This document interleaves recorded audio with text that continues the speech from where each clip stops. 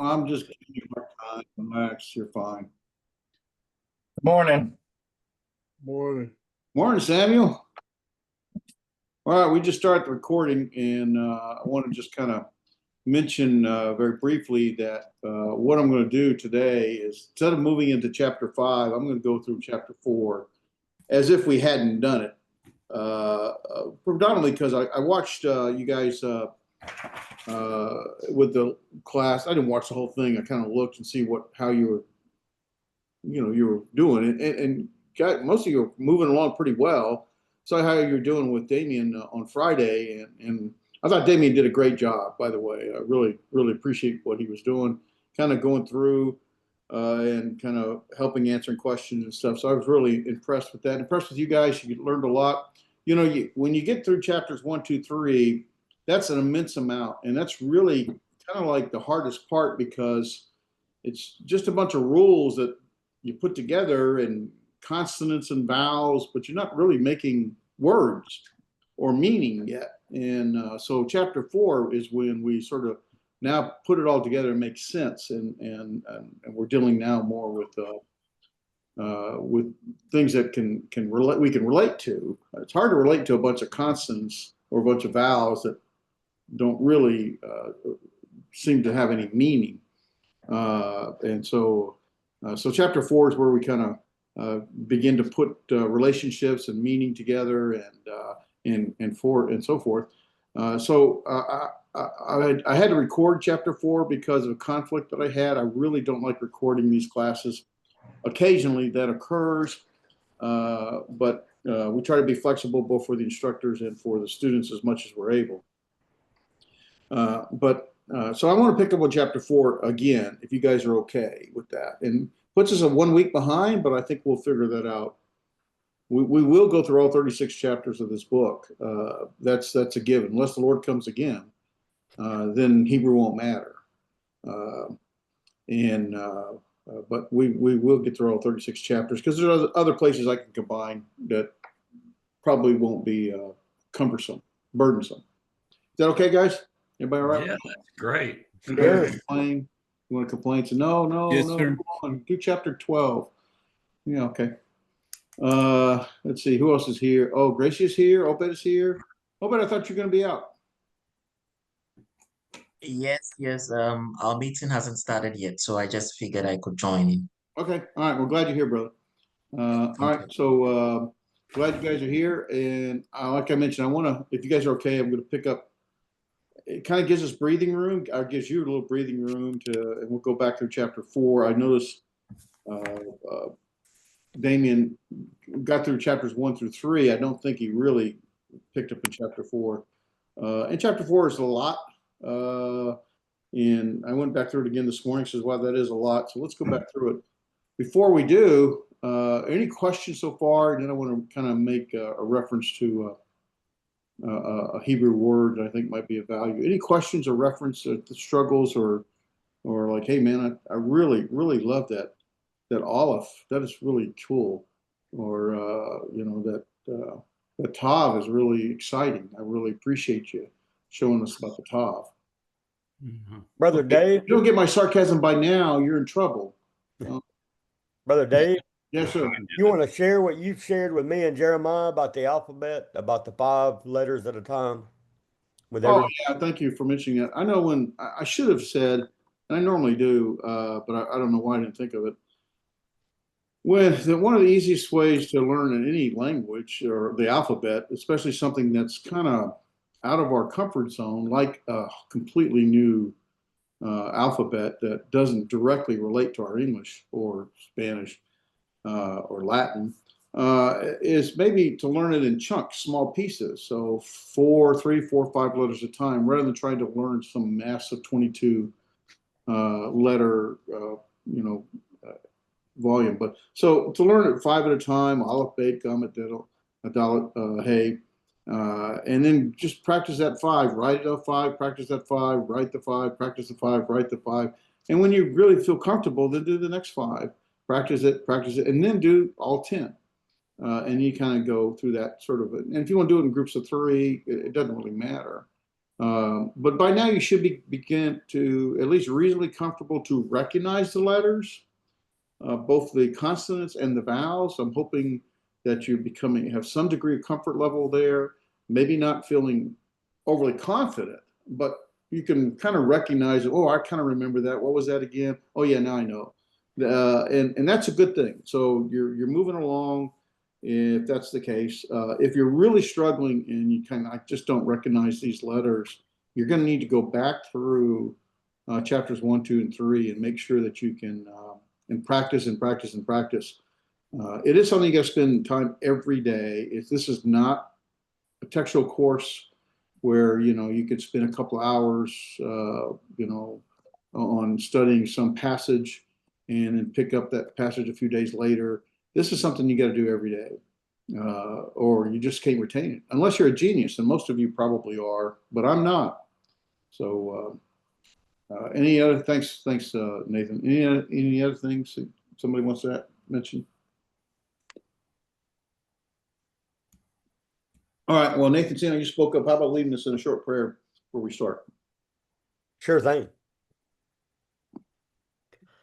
Heavenly Father, thank you for all the blessings that you've bestowed upon us and the time we get to come here and look at the Hebrew language to be able to learn it so we can have a better understanding of the Old Testament and unearth some of the meanings that we don't always get amongst the translation.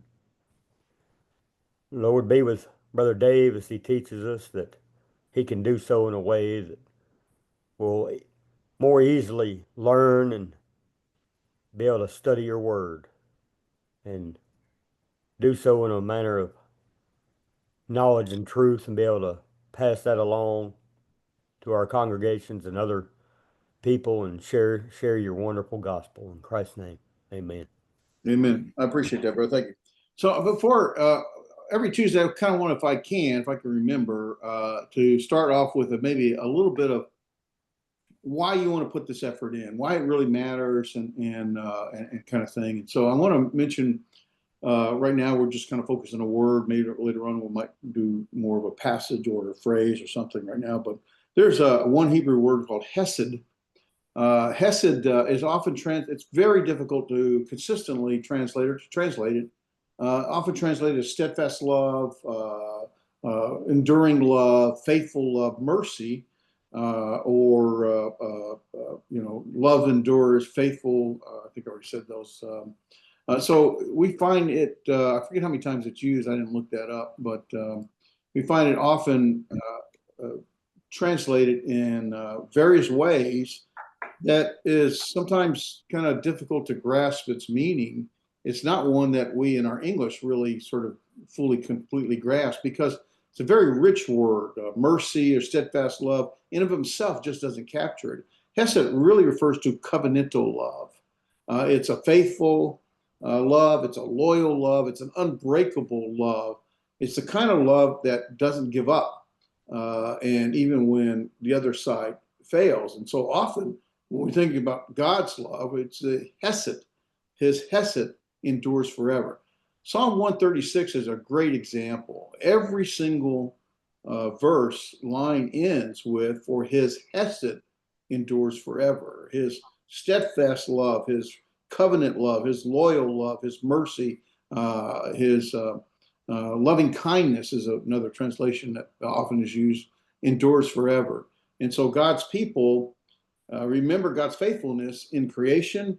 They remember his faithfulness in delivering Israel out of Egypt. They remember his faithfulness bringing him into the promised land, and so forth and so forth. It's his loyal, faithful, covenant love that never fails, even when we do. So when we see in Christianity, in this new covenantal era, the new covenant, the New Testament, we see hesed, God's hesed, in the giving of his son in John 3:16. So Jesus on the cross is God's hesed. It's his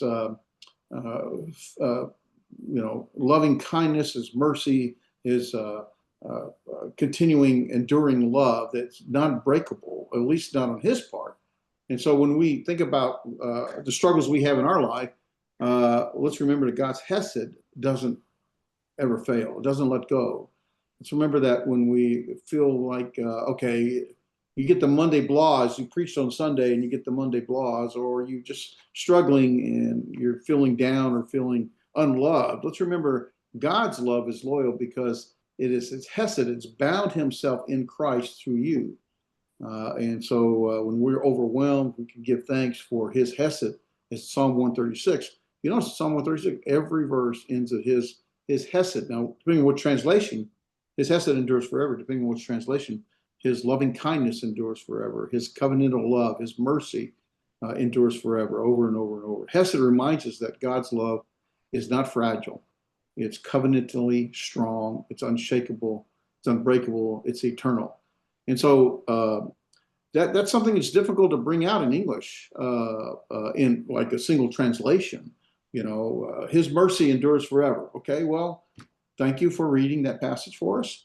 But it doesn't really come out that when his mercy there, or his enduring love, or his loving kindness, I think is one of the most common translations, his loving kindness for Hesed. It doesn't really come out that we're really talking this covenantal bond, love that is unbreakable and never fails. And the depth that's associated with that is really hard to bring out in that translation. So taking time to sort of learn the Hebrew, what's behind this loving kindness, what's behind this steadfast love, and the meaning behind it can help strengthen your faith and help others to do the same. So I think it's worth time to put the effort in to learn the alphabet, to learn the vowels, to learn the syllabification, the pronunciation, and the nouns. And as we move forward, all the other grammatical components, and then we'll put it in syntax into sentences and start learning how you can. Maybe you won't become a scholar. I certainly probably will never be, not in Hebrew, but you will have tools that will help you to strengthen your faith and understanding of God's word, and help it be others to see the same, say the same thing without necessarily.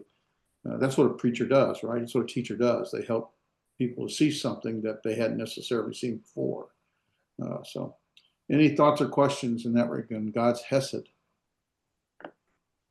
Yeah, I was that's one of the words to me that says why it's important to learn, because I don't think you can grasp the whole of it. And the interesting thing is when you go through and do it from a standpoint of just like Google or some search engine, it gives you it could mean this or this or this or this, but that's not the case. It meant all of those things to them. Every one of them. It meant mercy. It meant covenantal love. It meant all of that. So yeah, that's one of the words that just really Yeah, there's a lot of deep theological meaning behind the original language that doesn't always translate well into either English or Spanish or key, whatever language we're talking about. And so for me, it's worth the effort. Like I said, not that we become scholars, but we have tools and resources to continue our personal growth. And that's what we want to do. We want to give you tools in the school that when you leave, you're not going to just go out and parrot what you were taught. We don't want that. We want you to have tools that you can grow beyond what you're taught, because you can't learn everything in this period, but you can learn the tools and resources to continue to be a lifelong student of God's word. And that's our goal. That's what we're when we talk about minister for life, that's what we're talking about. If there are no other thoughts, let me go ahead and pick up in chapter 4. I'll give you a second in case I don't want to step over somebody's toes or words. All right, well, I've already recorded chapter 4, so hopefully you have some familiarity if you watched the recording from previous week. Like I said, Damien went over chapters 1 through 3, I believe, on Friday. I think that's what it looked like to me.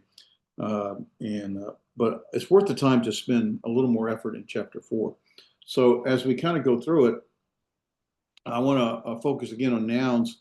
And nouns are going to have, but let's figure gender and number. Right now, we already talked about, or you might be familiar that in many languages, gender, of course, there's a natural form of gender, masculine, feminine, neuter, or no gender at all. But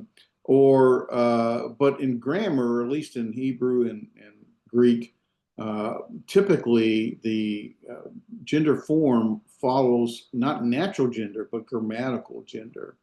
Now, some words will, in fact, align with whatever the natural gender is. A masculine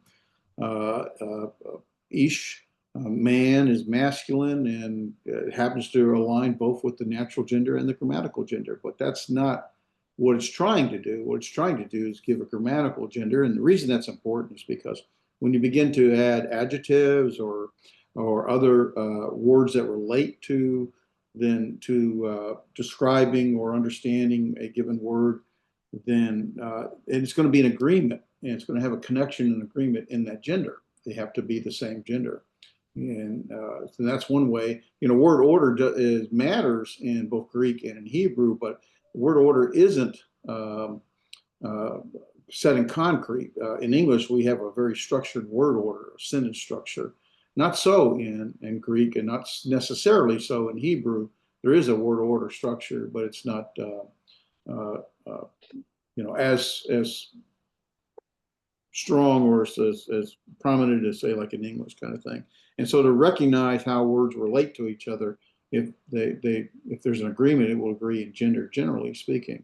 So in Hebrew, a noun is going to be either masculine or feminine, and there are some nouns that can be both. We typically call that common. We'll have some ones we will call common later on.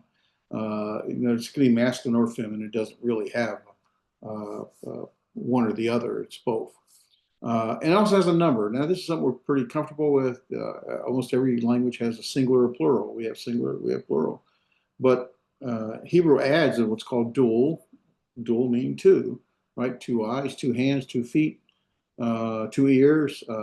These kind of things is typically how it's used. And so we want to just sort of make sure that we have that grounding, that foundation as we look at these uses. I want to mention something as we now begin into looking at. Now, I saw Damien write this same thing here on Friday, and I want to change that. Let me do something here. Hold on a sec. I will change something real quick. Okay. All right. So let's think of Hebrew words, no matter if you're talking about nouns or verbs, Hebrew words in little boxes or components, right? Now, it is written from right to left, right? So this is 1, 2, 3, not 1, 2, 3. All right, so let's remember that.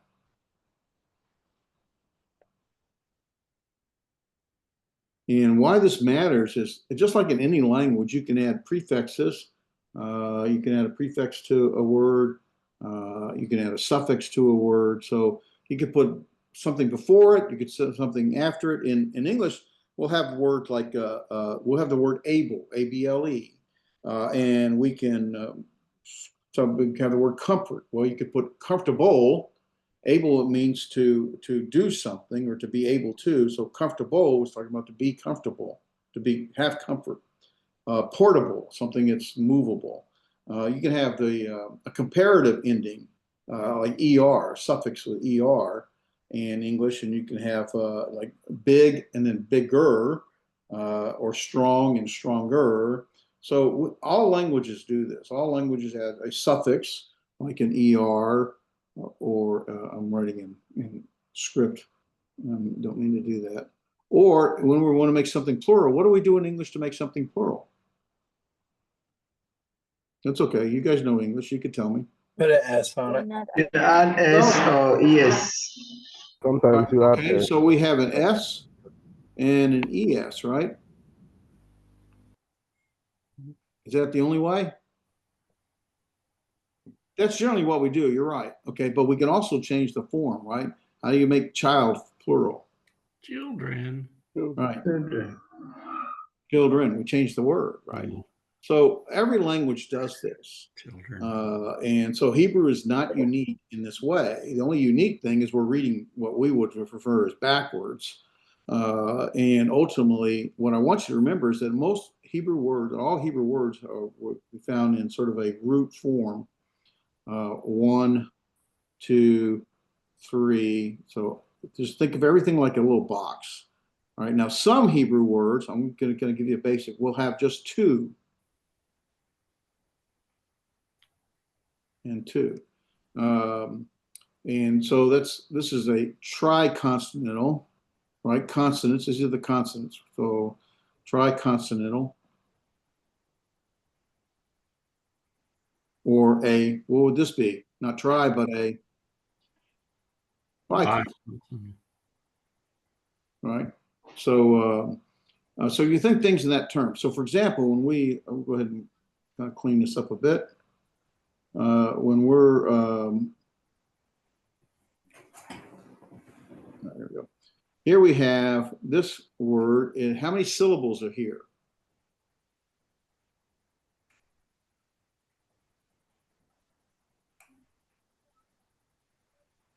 How many syllables, guys? 1, 2. One. Yeah, how do you know there's only one 3. syllable? Easy answer.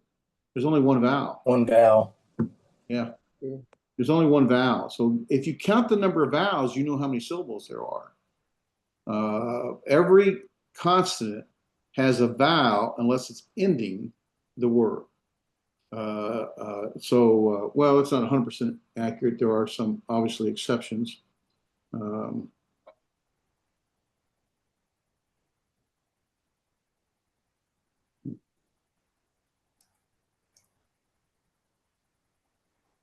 Okay.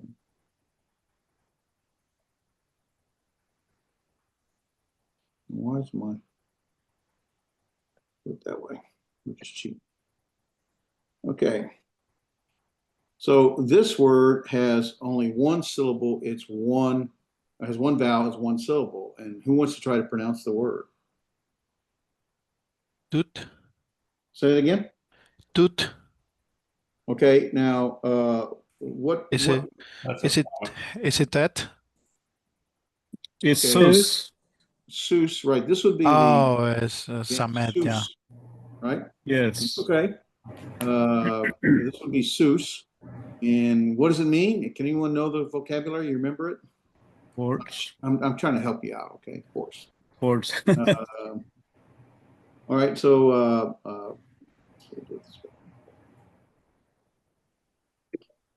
if we want to make it in English, right? Horse, right? We would put horses. Right? Yes. So we would add something. Now notice that this singular masculine singular word Seuss, meaning horse, has no inflection, right? There's no inflectional ending, and that's what this S would be, is an inflection.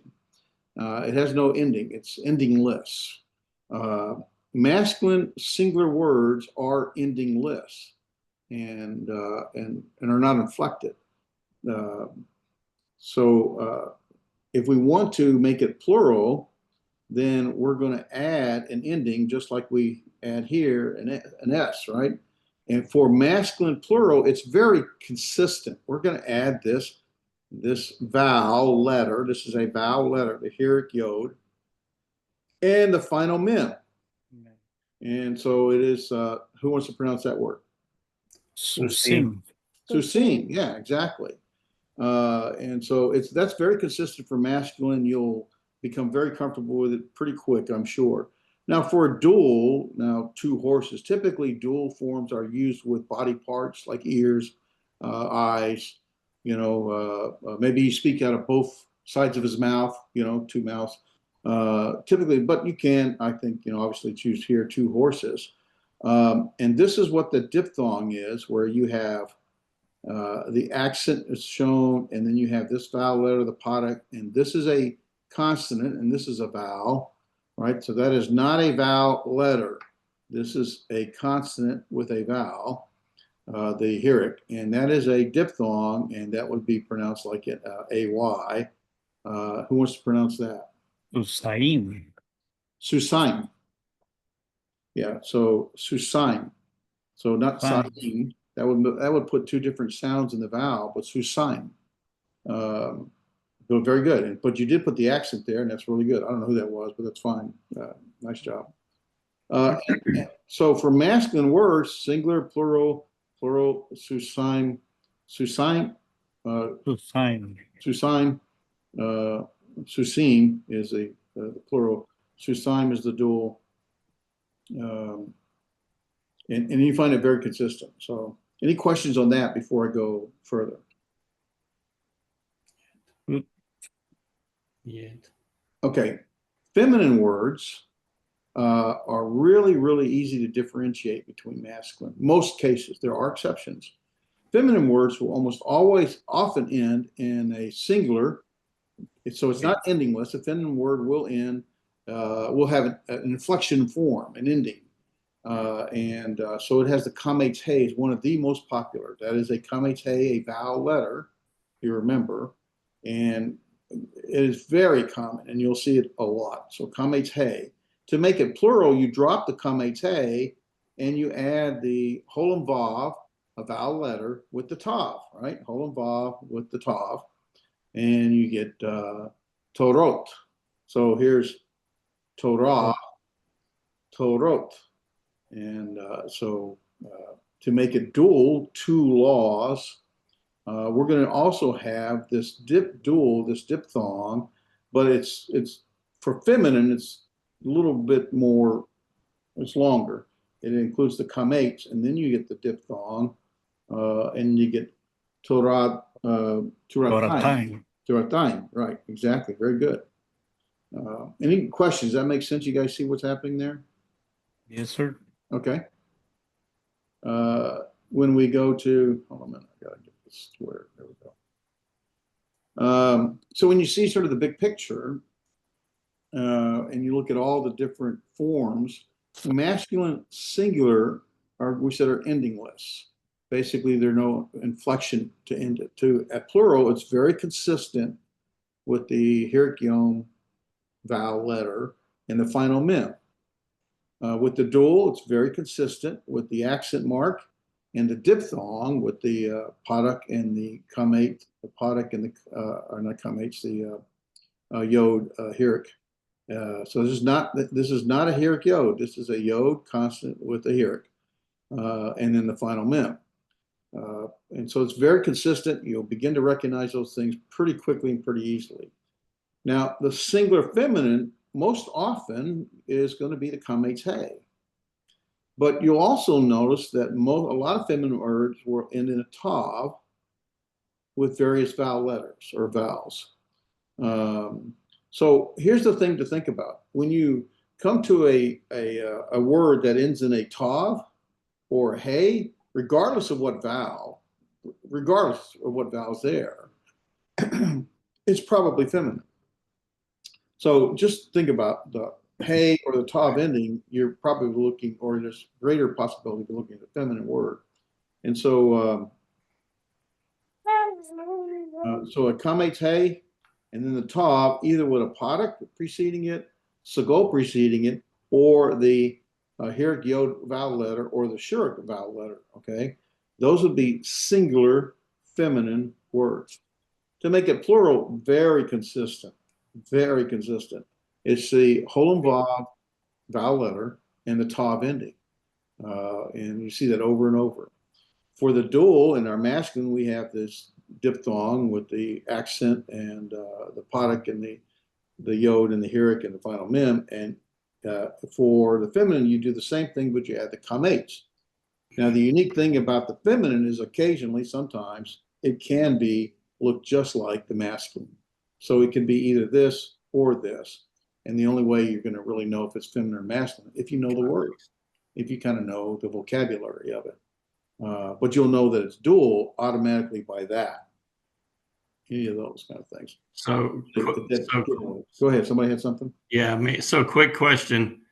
If we were doing women is Isha, right? Isha. So Yes. woman, huh? Yes, go ahead. Okay, so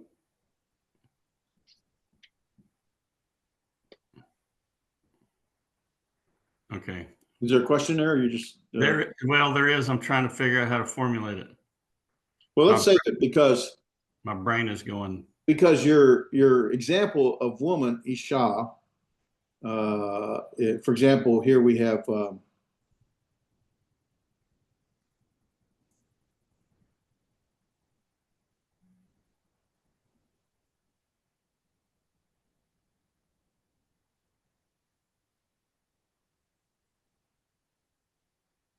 Ish. Is that right? Is that for man? Ish, man? Man.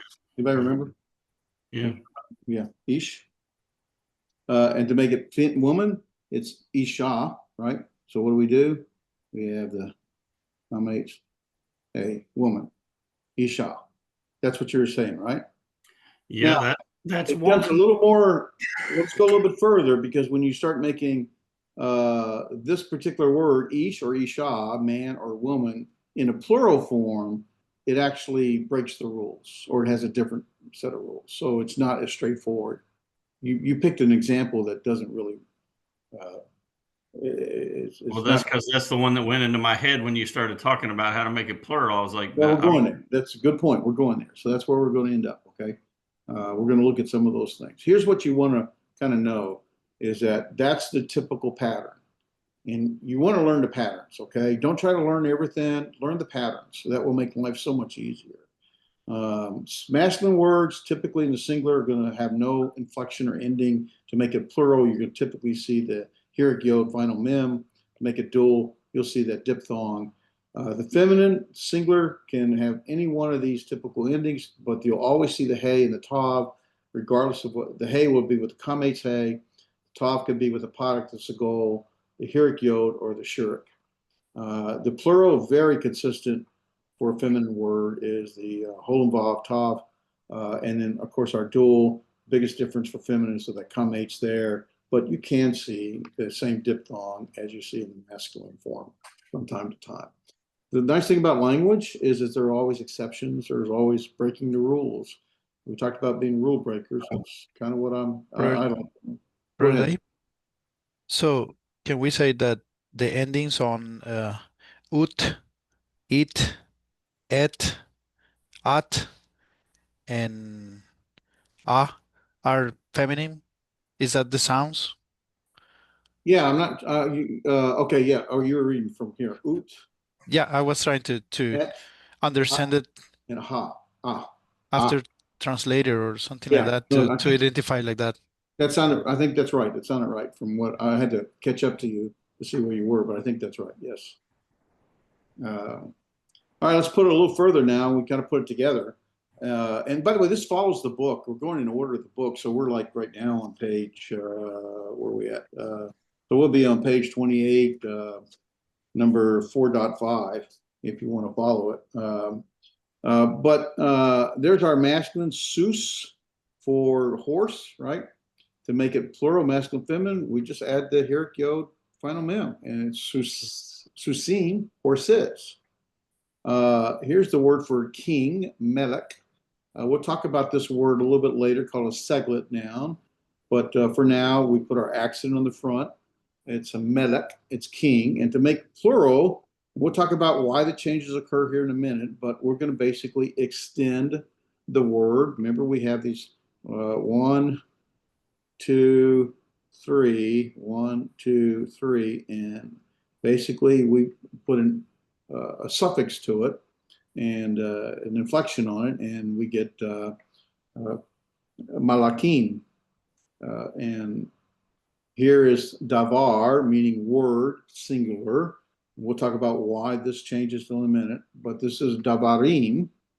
Notice how many vowels you can count. There's a syllable. Shavah is not really a vowel, but it functions as a sound like a vowel. That's a vocal shavah here. So 1, 2, 3. 3 vowels, 3 syllables. And here we have yeled. Yeled meaning typically boy or maybe child. Child, if I can spell. To make it plural, we're going to keep doing the same thing. You see, we've got the same pattern. We're just now adding the heroic yod and the final mem to it. There are some, this is another segment now in a minute. There are some changes that occur We'll talk about why those changes in a minute, but notice you're adding the same pattern to it. And so you go from Yeled to Yeladim, Yeladim. And then here's day for Yom. And so here we're basically adding the exact same pattern. There are some changes that occur. We're going to talk about those in a minute. Because what happens is that when you make extensions to the word, then oftentimes the vowels will change. Remember, we have some vowels that, if you look at your vowels, you have your A vowels, your A class vowels, which would be like the comates, the padak, and you can have the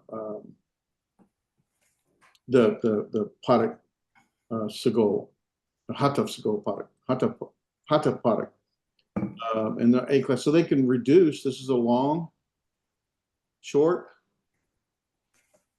and reduced.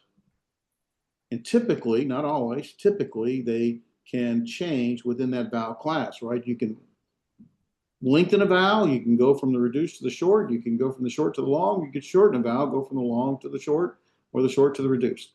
And that's what happens when you lengthen a word on either side. Typically that vowel structure will change because of pronunciation reasons, right? You try to put, on Hebrew, you try to put the accent near the end of the word, and when you do that, that changes the vowel structure at the beginning of the word. We'll talk a little more about that in a minute. I'm probably confusing you, but hopefully not. So, so our masculine plural follows a pretty consistent pattern with the hieroc yod mem ending. Our feminine, also a very consistent pattern. Here we see the kamet he ending for the feminine singular, right? For malakah, that is queen. Malakah would be the queen. And here's Torah, the law, here. And so we have the kamet he ending. Here's another kamet he ending for chokmah, that's a wall, and bait. There's our dagish forte, no, excuse me, dagish lene, to strengthen the sound, bait, and T bait, and that's for daughter. And here is another segment we'll get to in a minute. Keshef. I'm looking down here, sort of up there. Keshef. And that would be for like a weapon or a bow. To make those plural is very, very, very, very, very consistent. Basically, you add the holem tav. Now, to do that, you have to drop the singular endings. You have to drop those endings, right? Mm-hmm. And you add the holem tav to it. It follows a pretty consistent pattern. So when you see the holem tav, often, cannot say every time because there are exceptions, you're talking about a plural feminine word. To do the masculine or feminine, really, it can be either or.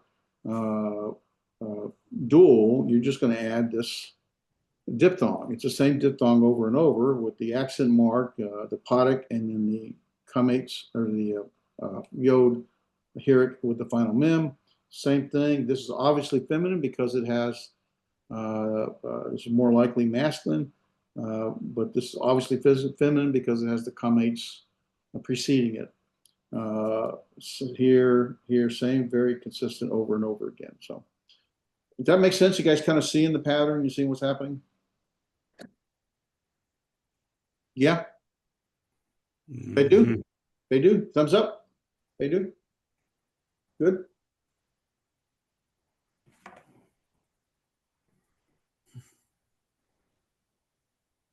Two-thirds up. You good? Okay. Yes, I'm good. All right. Okay. So here we go. All right. So a lexicon is a glorified dictionary. Okay. It's a dictionary with a lot more information in it. That's all a lexicon is. It's a glorified, exalted dictionary. It's a scholar's dictionary, right? It's got the meaning of words, which is what a dictionary has, but then a whole bunch of other information relative to that word. That's a lexicon. So to look up a word in a lexicon to know its meaning, because we're not going to memorize every single word in Hebrew. I'm not. Maybe you will. But to look it up, you have to look up the singular form, whether it be a feminine word or a masculine word. You have to look the singular form. It's always the singular form. And so if it's a masculine word, you'll look up the masculine singular and not the masculine plural. If it's a feminine word, you'll look up the feminine singular and not the feminine plural. That's why it matters for you to know, oh, that's a plural feminine ending. Oh, that's a masculine singular ending. Because then you can figure out very quickly, oh, well, the word itself, for me to look it up, I don't know what that means, but I can look it up because I can drop off the masculine plural ending and I can look up the word now. That's just why it matters for you, okay? Same thing with Torot. Oh, Torot, I can't remember. What is Torot? What is Torot? Oh, let me drop that off and I get Torot. Oh, it's feminine because it has an oat. Oh, so to make it feminine, let me just try this. There's my toe. Ro. Oh, if it's feminine, I'm going to do the hey comments to see if that works. I'll look up Torah. There you go. And you look it up. That's why understanding and seeing this really can matter for you, and you can look it up. Because now the good news is you might be using your computer, Logos, or some other form, and you can hover over it and it tells you that. Well, that's the lazy way, but we all do that. I do it. But you can recognize what's happening there. Any questions on how to find the lexical form? Can you do an exercise by any chance, maybe later on, of how to search for something? When we say exercise how to search for something, you mean like Yeah, in a lexicon. I mean, I've done okay, it. let me do this. Let me ask Damien and Andres to do that on Friday. Cool. But basically, if you're in, it kind of depends on what tool you're going to use. If you're in the computer and you're using Logos Bible software, if you're using, there's another good one, I forget what it is now. There's several good ones. Then generally, you can kind of hover over it. If I go, well, I'll have to share a different screen. Let me see if it'll let me do this here. Talking about accordance being the other one. Accordance was the other one I was thinking of. Yeah, thank you. Let me get to where's my. There we go. So let me do Hebrew. Where's Hebrew? I think it's over here. That's not it. That's not it. That's not it. That's not it. That's Greek. Okay, Hebrew. So if here we are in, looks like 1 Samuel 3, verse 12. Verse 12, we look at the first word right here. I can't write on this, I don't think, without doing some other stuff. But the first word, let's see if I can point. No, it doesn't let me. First word in verse 12 there is bayom. Bayom. And if I want to look that up, because I don't know what that word is, basically I'm just going to cheat and I'm going to do it in my. In Logos on desktop, if you have it, you can on desktop, hover over these things and it will show you it. Yeah. So anyway, my first thought is that this word ends in the Holem Vav vowel letter and the mem. Well, we already said Holem Vav vowel letter. Typically, we'll see that as the feminine plural. So now, if I want to look this word up, I got the bait and there's the yod with probably a dogish forte in it, and it is that's a yod potic vowel letter. So a little bit harder for me to kind of recognize what that word is, but more than likely it's going to be from probably this gets a little harder. Probably the word day, in the day, and I know that because the bait, I can't point with this. The bait is actually a preposition, which is chapter 5, I think. No, chapter 5, 6, chapter 6. The yom there is actually the word we're looking at. That means we already saw yom. That means day. So it's in, and then that little dogish in that and that yod is going to be the. We'll get to that next chapter, in chapter 5, the definite article. And so we got bayom, and it's in the day. So anyway, or in the that's not a plural word, so that didn't help us at all, did it? Let me ask Damien, not to dive too. If you're okay with that, Jeremiah, let me ask Damien to go over that. Yeah, that'd be great. Thank you. On Friday. Okay, let me make a note real quick. So let's go examples of singular versus plural. That's what we're saying, right? Is that it? Yes. Yes, sir. Okay, I'll do that. All right, so here are, and if we're following in the book, you can be, and this would be, we're moving to exceptions. There's always rule breakers. I'm a rule breaker, grew up being a rule breaker, probably haven't changed much. Language has a lot of rule breakers, right? So we talked about how feminine nouns, masculine nouns are basically endingless.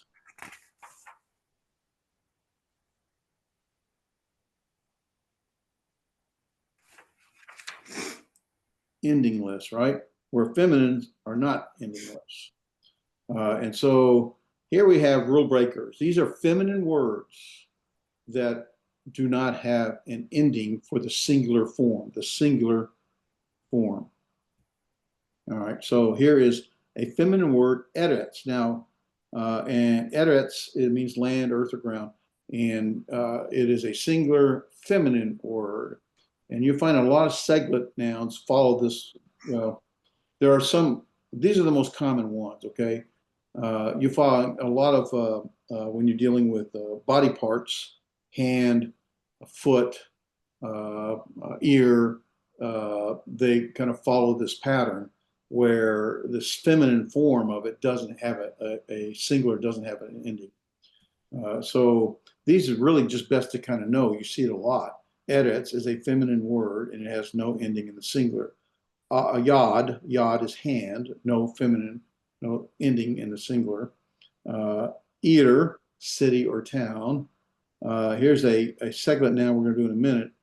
Nephesh, soul, life, or person. I'm going to do a little devo on that here soon. I think I want to.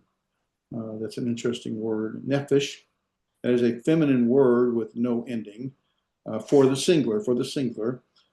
Here is the sword, cherev, the sword, stone, eved.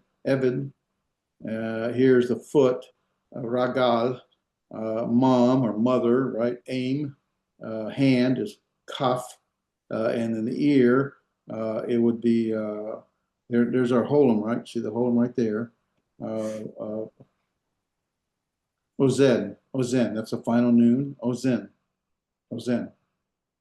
So one exception, and that's in page 28, number 4.7, number 1, is that sometimes feminine words actually singular kind of look like a masculine singular because there's no ending to it, but they are in fact feminine. That's the 10 most common. You can also have number 2, exception to typical normal pluralization. Normally, here's a masculine singular father, Av. Av is father. You would expect to pluralize it, you would add the heric yod final mem. But that's not what happens. You add the feminine form, the tov, and you're like, okay, that drives me crazy. There's other changes we'll talk about. You also have what's called irregular changes, and that's added the bait there.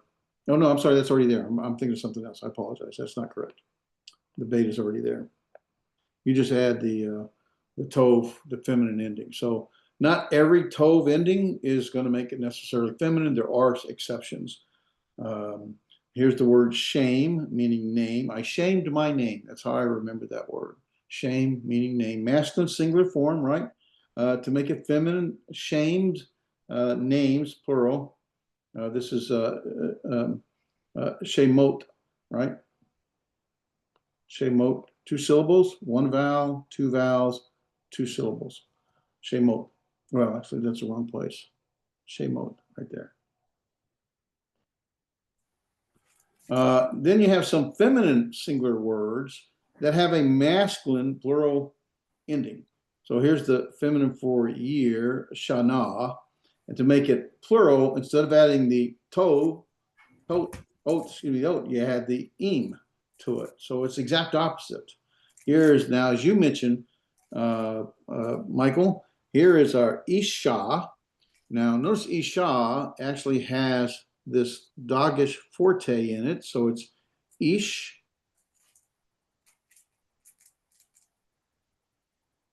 sha.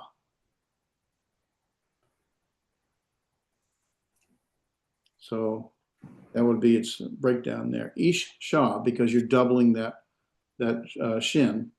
So isha. To make it plural, though, you add the masculine ending ishami. But now it's actually this is what I was thinking of earlier.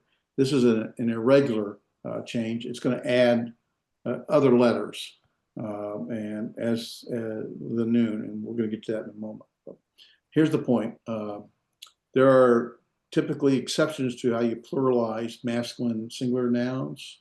Sometimes they follow a feminine pattern. There are exceptions to how you pluralize feminine singular nouns. So sometimes they'll follow the masculine plural pattern. That's all they're doing here. Okay?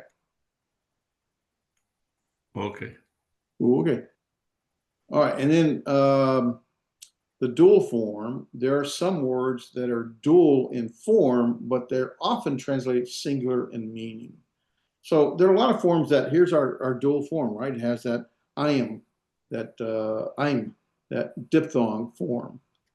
Here's that diphthong form, I'm, the diphthong, I'm, right? So this is Shamaim, this is Mitzrayim, and here's Mine. And so Shamaim is plural heavens, but often is translated singular heaven. Mitzrayim is a plural in form, or dual in form, not plural, dual in form, but it's translated as singular. It's the country, the nation Egypt. Why is it dual? Nobody really knows. I did try to look it up this morning. I could, some people say, well, because the land is divided by the river, and so it's two sides. I'm like, I don't know. Nobody really knows why it's dual in form, but it is singular in usage. Same with water. It is dual in form, like waters, but it's not, or not like two waters, not waters plural, because it's dual in form, but it's translated oftentimes singular. Now, it doesn't mean you can't translate it in plural form. There are occasions that it occurs, but oftentimes it's translated singular, like Shamayim. Okay, any thoughts? You're like, oh, this is easy. Okay, every language has standards, it has a pattern, but then there are always exceptions. So we're just looking at the exceptions. If you know the pattern, the exceptions stand out. So they're not complicated. There are a few of them, but like in any language. So the key is to learn the basic pattern, the consistent pattern. If you learn these patterns here, then the exceptions, you're like, wait a minute, why is that this way? They stand out. They're like being in red, okay? You're like, oh, it's a red flag. And so you just want to be aware of the exceptions and understand they exist. You don't need to memorize all of them, though some of them are worth knowing, like Shamayim, okay, or especially Egypt, Mitzrayim, or water, mine. Okay, there's not a whole lot of those, so it's worth knowing. Also, you find if we're looking at, let's see, that aligns with the special dual nouns. Is that right? No, consonantal stem. Yeah, number 4 on page 29. So there are some Hebrew nouns that alter their consonantal stem, right? So their stem, here we have yom, right? The yod and the mem. So that's really a 1, 2 consonants. It's triconsonantal, right? With one vowel, the whole vav, unchangeable, long vowel, whole vav. But in the plural form, they're going to alter that, and they're going to basically add another mem. So you have mem, mem. Well, what's happening there really is that originally this word had 3 consonants originally, and over time, when they write young, they drop that. But when you go back, no, I'm wrong. I'm wrong. No, no, no, no, no, no. I apologize. That's not right. I don't want that. That comes somewhere else, not here. Ignore that. Okay. So yom is yamim. And so it changes the consonant stem. What happens is this, that's why it's irregular. The consonant stem, the whole vav, unchangeable long vowel drops, and we add this final mem becomes a regular mem, and then you add the ending here, the I'm masculine singular ending. On man, ish, right? Yeah, I spelled it wrong earlier. That would be a defective spelling I had earlier. It's with the yod heric vowel letter. Ish, they add the noon to it for plural. So it's anashim.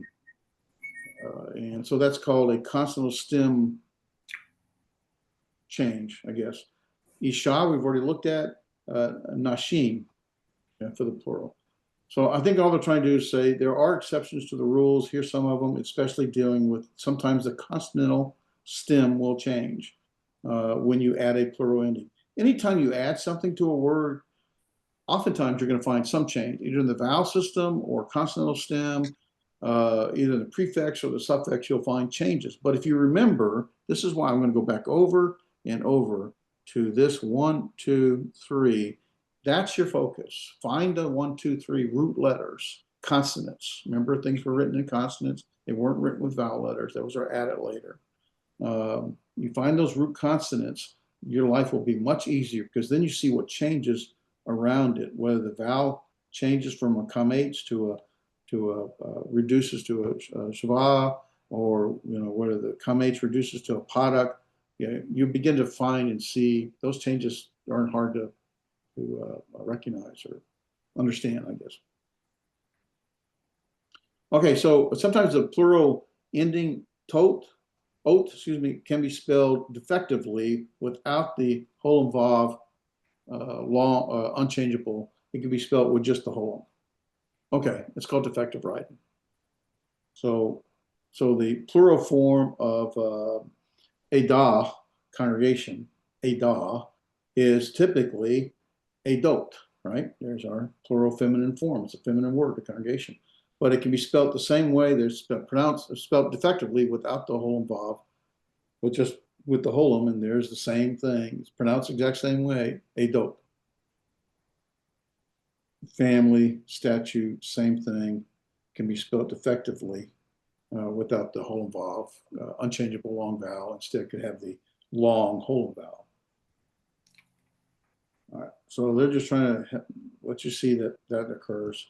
Patterns of pluralizations. Now, what he does is on page 29 and 4.8, he kind of talks about different patterns for pluralizations. The typical pattern is when there's no change, because when you extend a word, you will see oftentimes changes at the beginning, because typically, where's the accent? The accent's going to be at the end of a word. And if you extend the word, you've moved the accent further out. And what that forces is a reduction, typically, not always. There's no change, so we're not going to see it. Well, oftentimes, it will force a reduction in the sound at the beginning of a word. Now, not in this case, because one pattern is there's no change when you make it, when you pluralize the word. So, like if we say heaven, and we add an S to it, we didn't change the word itself, we just extended it. But if you were to say child, to make it plural, you're going to go children. Well, you actually change the word. That's not the best example. Can't think of a better one. But geese. I'm sorry? Goose, geese. Yeah, that's a good one. Goose is singular. Geese is plural. And so you find that all languages do this. But one pattern is that there is no change, and that's what they start with. So so you have words like, a shear, and it pluralizes like you would expect it to pluralize, a shirim, and that is the songs plural, and on down the line. For time's sake, I'm not going to go through every single one. Siri wants to wake up here. Stop that. Okay.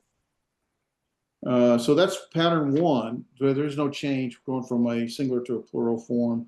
The word itself doesn't change. Pattern two, when you're going to pluralize a noun, then you can have what's called propretonic reduction. Now, talked about this in the video. To me, it gets a little complex when you start talking about tonic, pretonic, and propretonic. What time is it? Do I have time? Okay, I got 15 minutes, 20 minutes. Should be okay. And what they're doing is they're saying, and when you put words in syllables, the accent is going to be the tonic. The syllable before the accent is the pretonic. The syllable before the accent is the propretonic. Okay, and there are certain rules that kind of help you to understand what's happening when the word extends. So if I extend this word, davar, meaning word, it's singular in form, right? So I have this long vowel and long vowel here, kametz. It's a long A. And what happens when I extend the word to davarim, then there's, okay, one syllable, two syllables, three syllables. My two-syllable word has now become three-syllable word. And because I lengthened it, there's going to be a change. So what happened? Here's our tonic. Here's our protonic. And here's our pretonic, or a PowerPoint. That's a joke. Never mind. So our tonic extends, and that's where the accent is. We won't, there's not a little caret here, but that's what you're doing. You're accenting the word. The pretonic did not change. It still has the kametz, but the propretonic reduces, and that's because the propretonic it wants to reduce the sound. And so what happens is you went from a kametz to a padic to a shava. We followed that A-class vowel, although a shava is not really an A-class, but you reduced it. That's a reduced vowel. Go ahead. Somebody had something? Yeah. I was gonna say there's that doggish there though. Yeah. Well, is that a doggish what? A lene or a forte? A lane. Yeah. So what is it doing? What's the doggish lene doing? So the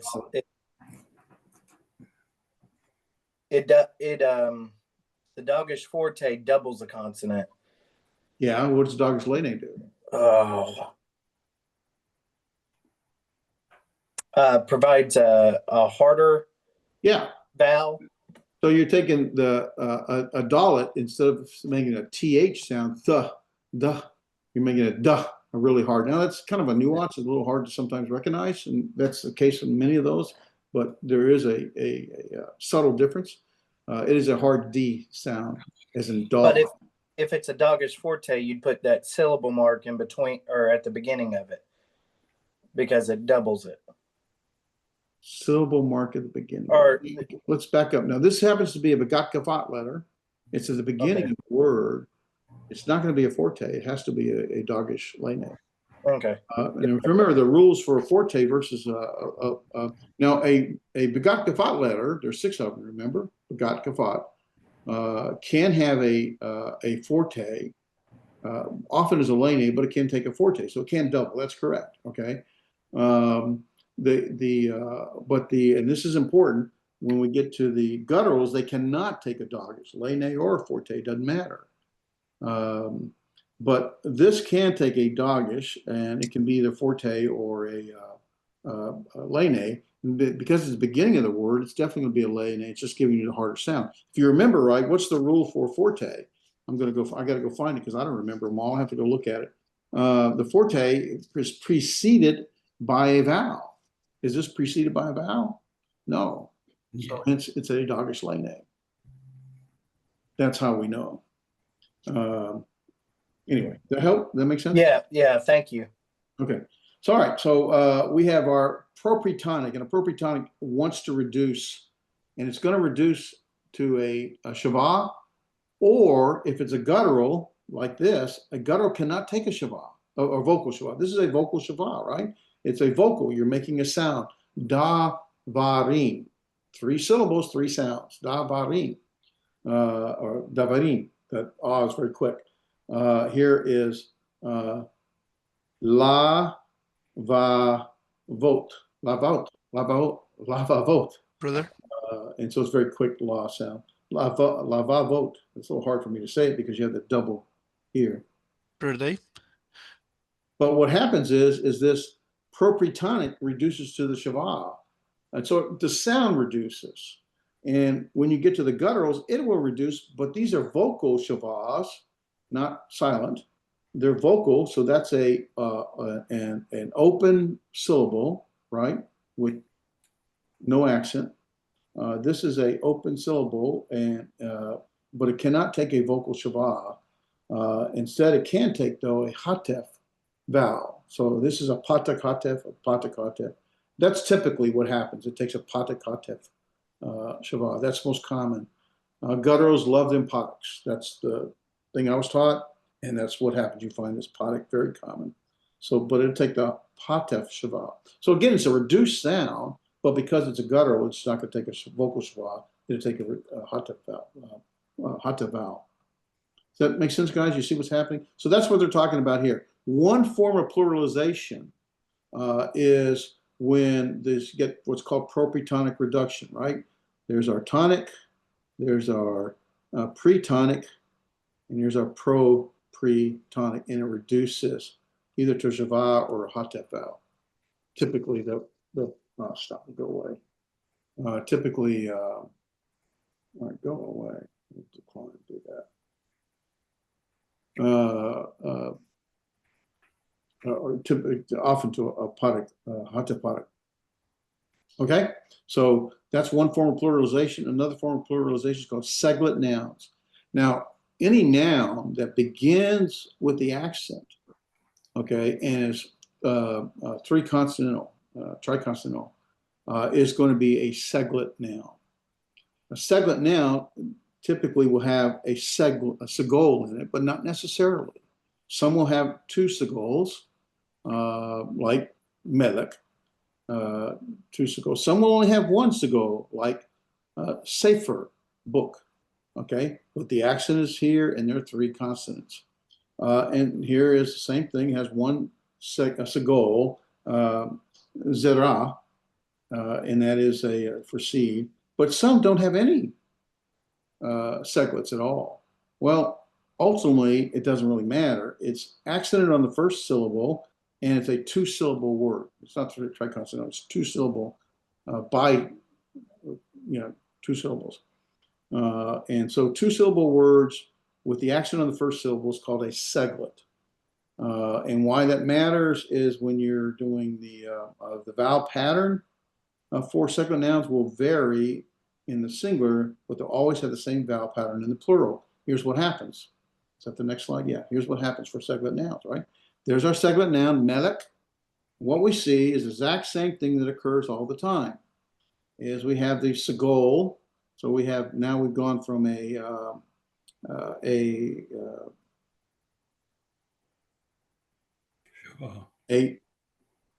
2-syllable word to a 3-syllable word. We see the same thing happening, right?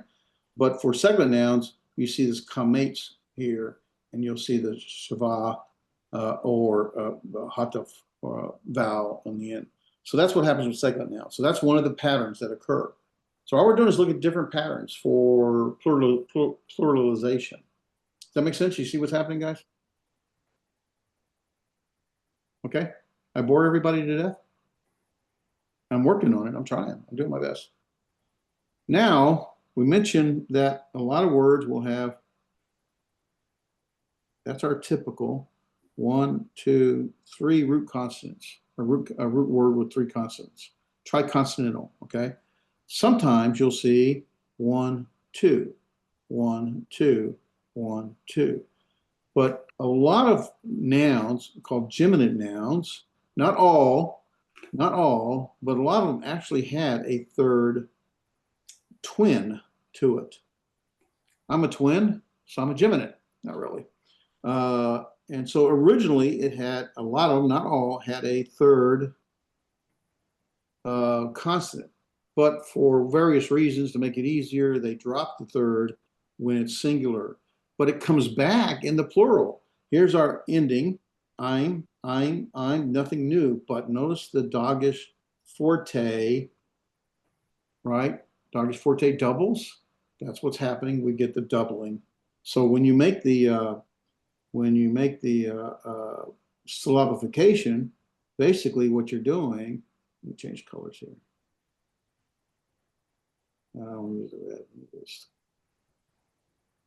What you're doing is you're dividing that right in half because it's doubling, right? So I'm going to have, there's 1 and 2. 1 and 2. So you went from a monosyllabic, 1 syllable, to a 2-syllable, 1, 2 word. That's what's happening. Okay. Okay. Another pluralization form, or did Jim? Okay. Now there's some irregular pluralizations. We already saw some of this where they add a letter, noon, the noon, like bane. That's a 1, 2. It's not a geminate. When it gets pluralized, they're making irregular. They're adding. Well, excuse me. I apologize. What they're doing. This is not the irregular form. Just realized that. Okay. Bane. What? That is a E class vowel, right? E, long E, saray.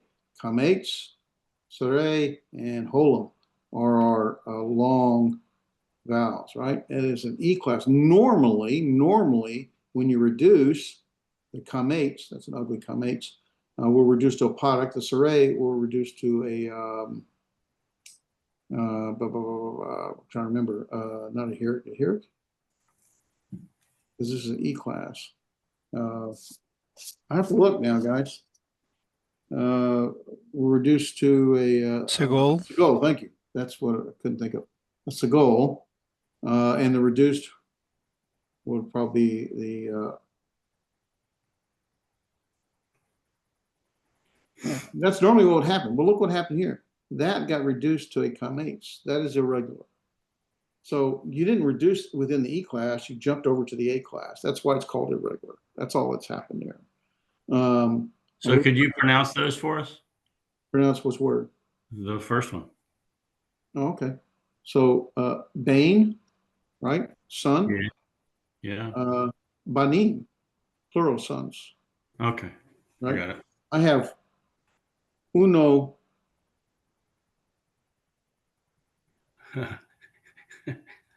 Hijo. Hijo. That's what I was thinking. I was trying to think hijo. I was trying to think of that.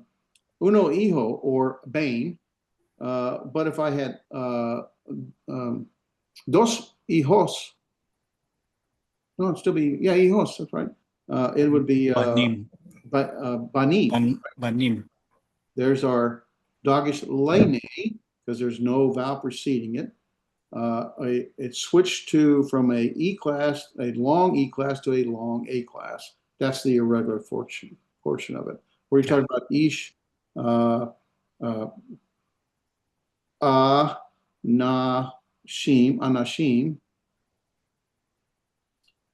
isha, nashim, arim. Remember, there's no sound for the Yo. Ain. no, the Tare. That's Ain, isn't it? I am. Ain.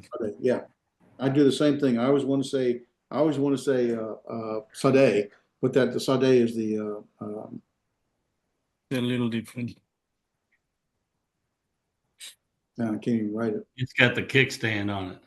Yeah, it does. Anyway, av, and there we add irregular. There's our diphthong bite. Here, houses plural is going to be, there's this methic, right? The methic says that's a kamates, not a kamates hatuf. So that's batim, that's with a hard T, the dogish forte. There's bat, or bait, excuse me, and here's banot, yom, and yamin. So sometimes pluralization is just irregular. That's all they're trying to show you, okay? All right, a few more slides, and I got, how much time left? Okay, I'm gonna do 5 minutes. I try to go to 20 after. So here's a summary of some of this, right? The pluralizations with no change, pluralization where there's a pro-pretonic reduction, right? You're gonna reduce to that reduced vowel at the beginning because you've extended the word. And then pluralization of seglet nouns and nouns that have 2 syllables and an accent at the beginning. And it's a very common pattern with the segol, or excuse me, the shava and the kamates in the second root letter. Then geminate nouns originally had a third consonant at the end. That consonant comes back when you pluralize it in the form of the dogish forte. And then irregular pluralization where there just changes, like going from an E-class vowel to an A-class vowel, or you're adding a noun that wasn't part of the thing. So those are irregular changes. So those are the summary of it, and kind of a big picture. Any questions so far? I know it's a lot, but just remember you're sort of learning what the typical is, and then we're looking at the exceptions, and now we're looking at sort of the different means to pluralize. We have our typical pluralization form, our masculine, our feminine, very consistent, okay? But then there are other things that happen as a result for when you pluralize something. So when you pluralize a word, you've extended the word. When you extend the word, other things happen. Other things change as a result of that. That's all they're showing you guys. It's really not overly complex or overly burdensome. It's just a lot. But if you keep it in the right bucket, right? Here's what a noun is. A noun has typically three consonants, 1, 2, 3. I'm going to extend the word. When I extend the word, sometimes when I extend it to make it plural, right? A sigma or an S, ES, or change the word completely. Then typically I'll have my masculine form, my feminine form, and sometimes there's no change to the 1, 2, 3, 1, no change to the 3 root consonants. But sometimes when I extend it by making it plural, I will have changes. I can have propretonic reduction. I can have the seglet noun changes. That's the shava with the comates. I can have geminate nouns that was always there. You just didn't see it, and now you see it when you pluralize it. And you can have other irregular things like, going from one noun class to another noun class, or adding a consonant to it. That's all they're doing, okay? So it seems like a lot, but it really is quite simple, quite basic when you sort of put it in the right bucket, I guess. All right, here's the advanced section on page, gone past the summary on page 35. 2 rules for your shavas, right? 2 contiguous side-by-side shavas, right? 2 contiguous shavas at the beginning of a word cannot occur. As such, when it does occur, the first vocal, they're both vocal for shavas, right? The first vocal shava becomes a heroic. That's it. That's all they're telling you. All right. Nothing earth-shattering here, because you can't have 2 vocal shava. It just becomes hard to pronounce. So they reduce, or they change it to a heroic. And this would then become, as a result, what happens is, this is a vocal, there is our boom. So that's a 1, 2, 3, 4 syllables. That's not going to happen. Not because it's 4 syllables, but because that 2 vocal shavas can't be here. So what happens is they change, this becomes that. That is a silent shava. And now, so it's lean, be'im. So hard to pronounce. Lean be'im. Lean be'im. V. 1, 2, 3 syllables. Yeah. No. Lean. 2. I got it wrong. There we go. Yeah, it's 1, 2, 3 syllables. 1, 2, 3. 1, 2, 3 syllables. Okay. And that becomes a closed syllable. It's followed by a short vowel. I remember the Shabbat rule, going back on page 19, number 2. The Shabbat is vocal if not immediately preceded by a short vowel. Well, this Shabbat is preceded by a short vowel now, so it's not vocal. It's silent. That becomes a closed syllable as a result. All right. Rule number 2 about Shabbat is pretty straightforward as well. A vocal Shabbat cannot precede a guttural consonant with a reduced hataf. Same thing, really, right? Here we basically got a vocal Shabbat with a reduced, that's another vowel. This is as a vowel pronunciation, You can't have that in the beginning. So what happens is that changes to a padak. So it's the same thing. So that is a syllabification. So 1, 2, 3. That's also 1, 2, 3. But really, you just can't have that, and that's what happens. So that's your advanced rules. You are now advanced students of Hebrew. Congratulations. All right. I don't think I have time. No, I don't have time to go over the vocab. You can go over that. Gom, nation or people. Deret, that's Direct. Derek, excuse me, that's the final cough. Thank you very much. Roadway or journey. Har, mountain. Kohen, the final new priest. Lave, a heart, that also has, you see, that also has so sometimes you'll find it spelled its original way with both the geminate, 1, 2, 3 position. Mine, where he did water. Melech, king. Navim, prophet. And you see how many times it appears. So this tells you how many times it appears in the Old Testament. Nephesh, soul, life or person. Sus, here you saw horse. Sefer, for book, scroll. Eved, for slave. Ein, remember there's our diphthong. Ein, and then the I doesn't have a pronunciation, so Ein meaning I, so I'm I. Ir for city. There's our Sadeh. Sabah for host or army. Kol for voice. Ro, there's our, basically that's doing double duty. That would be Ro, well, it's not doing, I'm sorry. That's not right. I was thinking that was a Shabbat, but it's not. There's our Holam, Rosh, right? There's a silent quiescent Aleph. Rosh for head, top or chief, the boss guy. Shem for name. Shana for year. And Torah for law or instruction. So I was going to have you guys read them, but we're out of time, and I apologize. I wanted y'all to do it, but I rambled too much, I think. What do you think, guys? You okay? Kind of, hopefully now it buys you a little more time to absorb.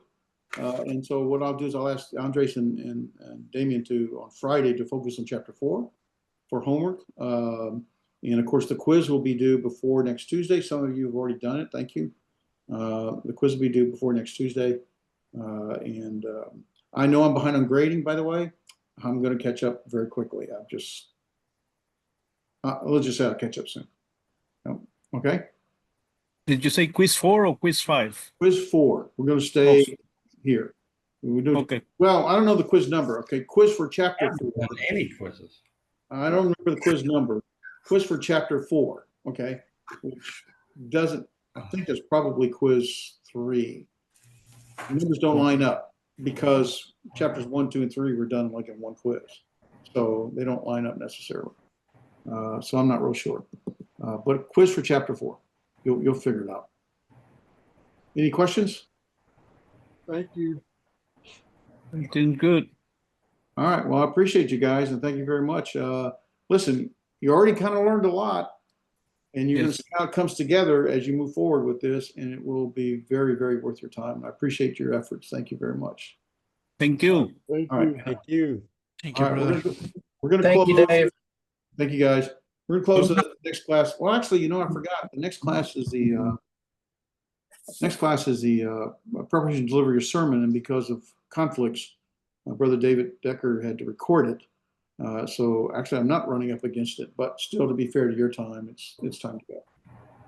We'll see you, Lord willing, next Tuesday.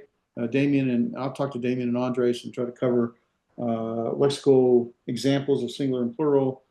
Hopefully, Jeremiah, some of the stuff we went over kind of makes a little more sense now, but we'll look at a lexical form, and then they'll cover the homework and any questions or you have regarding to chapter 4 or anything else. All right. Okay, okay. Okay. Thank you. Have a great day, sir. You too, brother. Thank you, guys. Thank you. Thank you.